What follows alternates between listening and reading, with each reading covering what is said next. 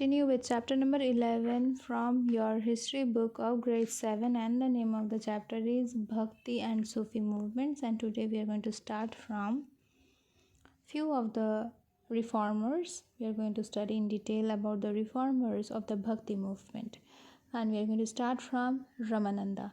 He was strongly opposed to that means he was strongly against the caste system and welcomed people from every caste as his disciple, means follower. Among his 12 closest followers were a leather worker, a barber, and a Muslim weaver, Sant Kabir. He stressed the idea of one God. He taught that Ishwar and Allah, Ram and Rahim, were different names of one God.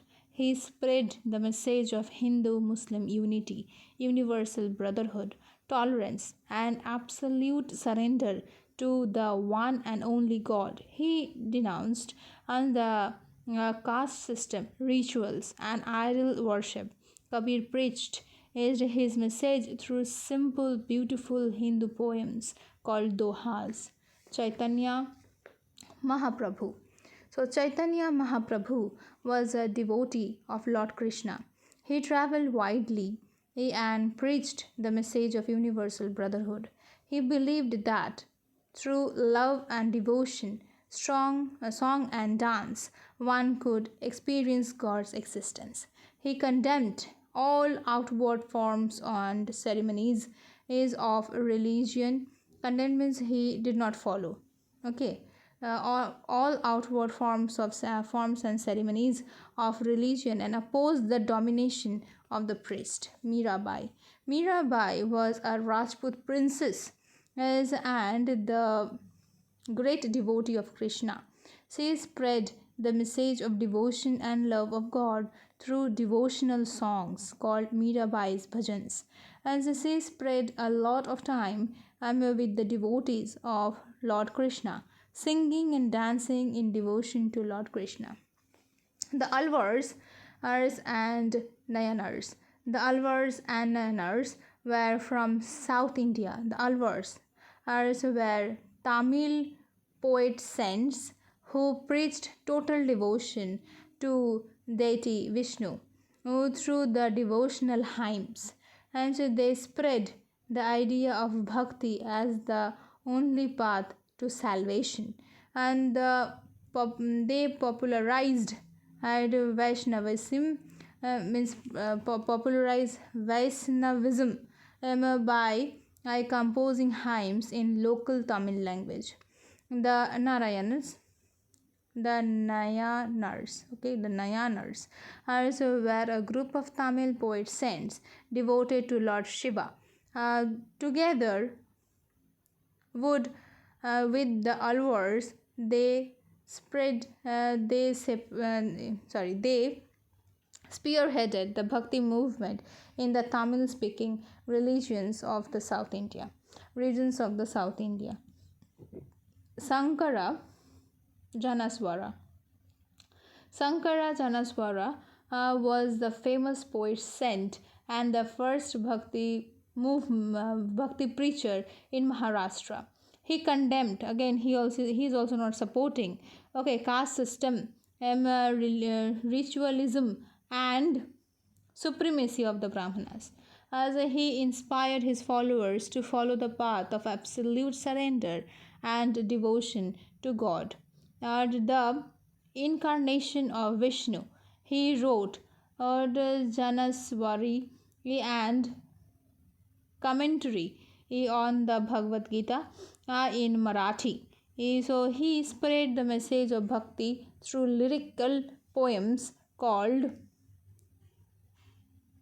Abhangas. Sikhism. Guru Nanak was the founder of Sikhism, like Kabir.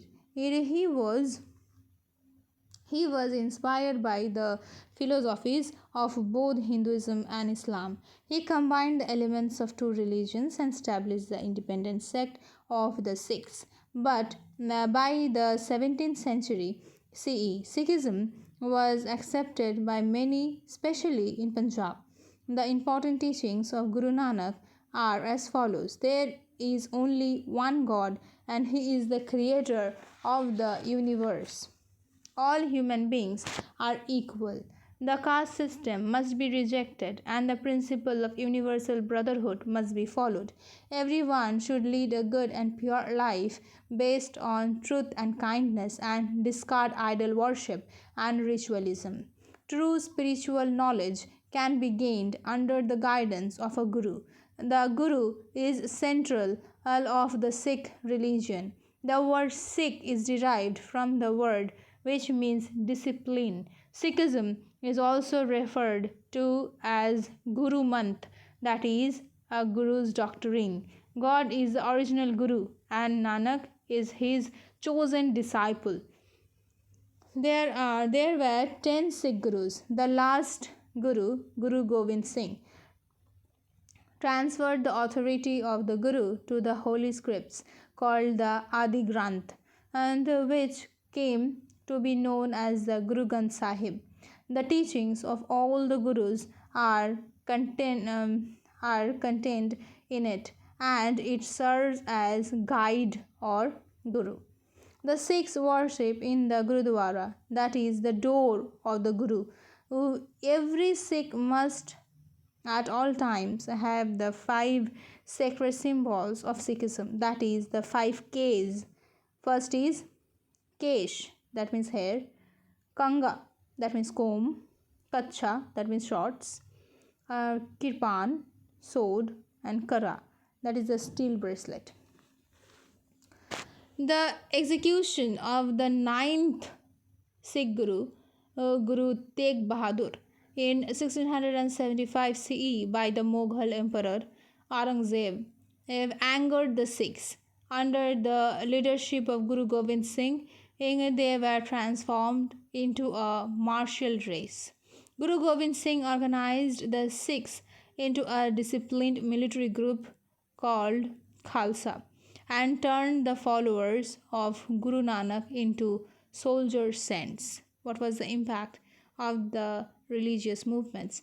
The Bhakti and Sufi saints preached in the language of the common people, and this led to the development of local languages.